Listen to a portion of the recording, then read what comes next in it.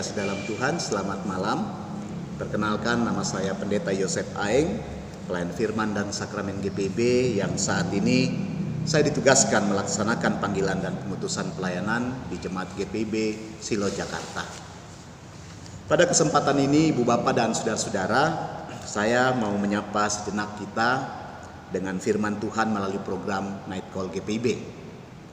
Sebelumnya, Ibu Bapak dan Saudara-saudara, marilah kita berdoa. Kita memohon bimbingan Roh Kudus. Kita berdoa. Ya Tuhan, bimbinglah kami saat ini dalam pembacaan Alkitab dan pemberitaannya. Juga bimbinglah kami dalam mendengar dan melakukan kehendak-Mu. Amin. Saudara-saudara, pembacaan Alkitab pada malam hari ini sesuai sabda bina umat diambil dari Alkitab, dari kitab Amsal pasal 28 ayat 19 dan 20 yang mengatakan, siapa mengerjakan tanahnya akan kenyang dengan makanan, tetapi siapa mengejar barang yang sia-sia akan kenyang dengan kemiskinan. Orang yang dapat dipercaya mendapat banyak berkat, tetapi orang yang ingin cepat menjadi kaya tidak akan luput dari hukuman. Demikianlah pembacaan Alkitab. Ibu Bapak dan Saudara-saudara, pada hari ini kita memperingati Hari Lingkungan Hidup. Oleh karena itu, yang menjadi nats renungan kita pada malam ini, saya hanya mengambil dari ayat yang ke-19 yang mengatakan, siapa mengerjakan tanahnya akan kenyang dengan makanan, tetapi siapa mengejar barang yang sia-sia akan kenyang dengan kemiskinan. Ibu Bapak dan Saudara-saudara yang dikasih dalam Tuhan, negara Republik Ethiopia di Afrika Timur pada tahun 1983 hingga 1985 mengalami kekeringan panjang, menjadikan negeri itu kering, bahkan seperti padang gurun. Sehingga kurang lebih ada 400.000 orang yang tewas karena kelaparan, tapi juga karena negara ini sering diperhadapkan dengan konflik perang saudara satu dengan yang lain.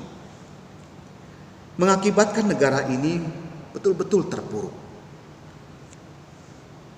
Bahkan negara Ethiopia sempat dicatat pada masa itu sebagai negara yang termiskin ketiga, Bapak Ibu. Dengan pendapatan per kapita hanya 350 US dollar per tahun.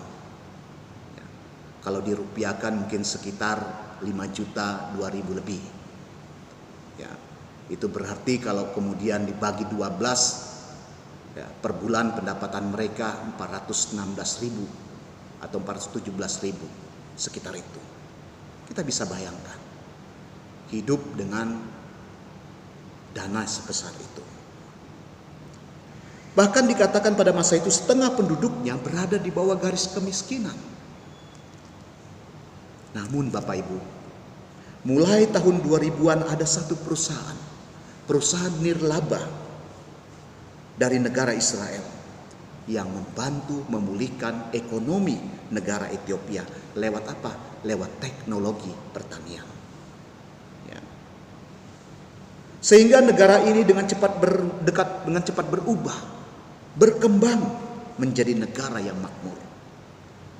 Karena dikatakan di sana sampai 80% sektor pertanian itu merubah perekonomian negaranya dari negara miskin menjadi negara adidaya pertanian dan ketahanan pangan.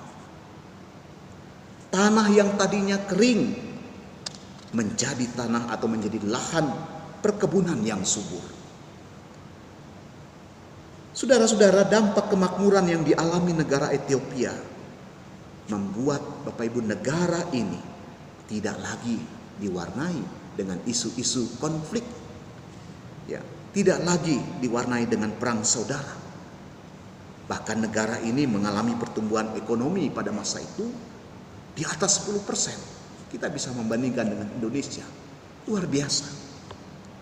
Bahkan angka kemiskinan yang tadinya 45% menjadi 25%. Ibu bapak dan saudara-saudara, dari kisah ini kita diajak untuk melihat betapa dahsyatnya perubahan, transformasi yang terjadi jika orang dengan tekun dan bertanggung jawab mengelola sumber daya alam,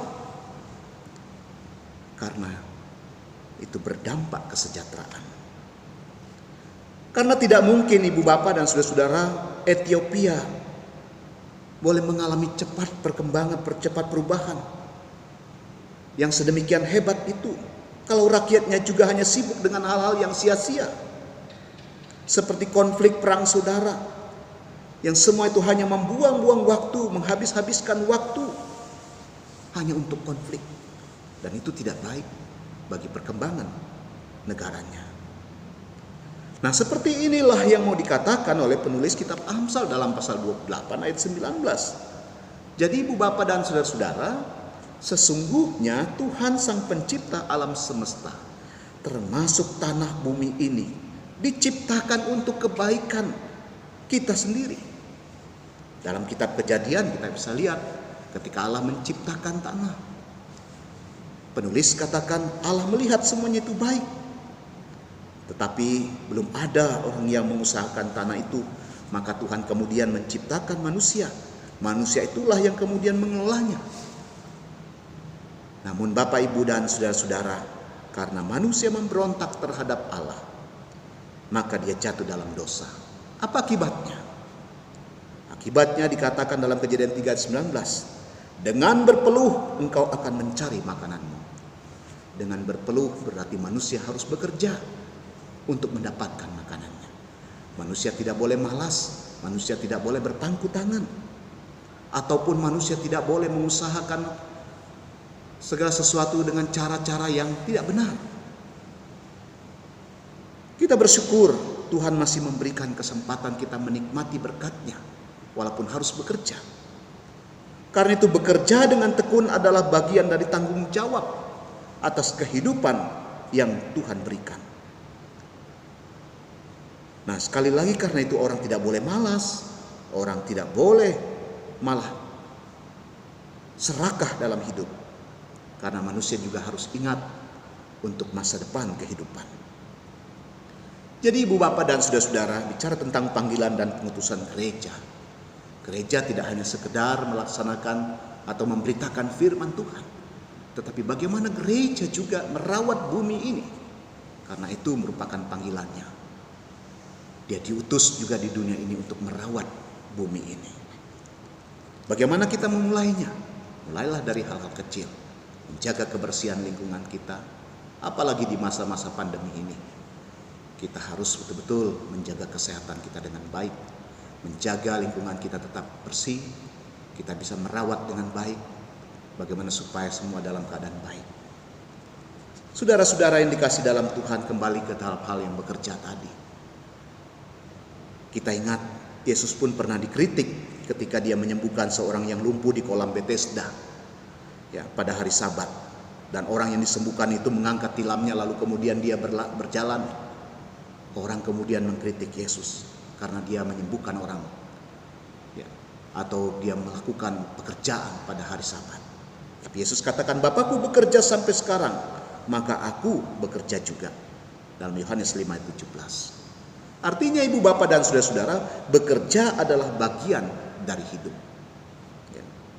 Bahkan Paulus di dalam 2 Tesalonika 3:10 mengatakan, jika seorang tidak mau bekerja, janganlah ia makan. Nah, dengan demikian ibu bapak dan saudara-saudara, setiap orang tentunya harus bersyukur Tuhan sudah memberikan kehidupan baginya. Hidup itu tentu harus diupayakan untuk bagaimana dia bekerja. Dia harus bekerja. Dia tidak boleh hanya berpangku tangan. Makanan tidak datang begitu saja dari surga jatuh ke bumi. Ya.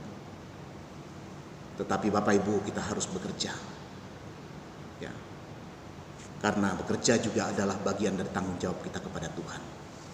Karena itu dalam kaitan dengan bagaimana kita bisa menikmati berkat Tuhan, kita juga dipanggil untuk ikut mengambil bagian dalam kita merawat bumi. Di hari lingkungan hidup ini, biarlah kiranya kita akan ingat semua itu, bahwa kita punya panggilan dan pengutusan tengah-tengah dunia untuk menjaga, merawat bumi ini. Tuhan memberkati kita semua. Amin. Bapak, Ibu, dan saudara-saudara, mari kita berdoa. Bapa kami di sorga, terima kasih untuk firman-Mu malam ini. Sebelum kami beristirahat, kami mendengarkan Kau mengingatkan kepada kami untuk bagaimana kami dalam hidup ini betul-betul kami dengan tekun melaksanakan tanggung jawab yang Tuhan berikan. Kami bekerja dengan tekun, kami melaksanakannya dengan sungguh-sungguh. Lalu kami juga diingatkan untuk tetap merawat bumi ini, karena itu menjadi bagian dari panggilan kami dan pengutusan kami dalam dunia ini. Kami berdoa bagi gereja-gereja Tuhan dimanapun Kau hadirkan, baik yang di kota, di daerah-daerah, biarlah kiranya semua dapat melaksanakan panggilan dan pengutusannya, bukan hanya memberitakan Injil, tapi bagaimana gereja mengambil bagian juga untuk merawat lingkungannya. Terima kasih Tuhan, Engkau berkati semua saudara-saudara kami, berikan kami juga dengan kesehatan yang prima supaya dapat menunaikan tugas kami dengan baik. Istirahat kami malam hari ini, Tuhan juga menjaga kami, Tuhan memberkati kami. Biarlah kiranya kalau kami bangun besok, Tuhan berikan kami kekuatan untuk melewati hari esok. Inilah doa kami, dalam nama Tuhan Yesus kami berdoa. Amin. Terima kasih. Selamat malam.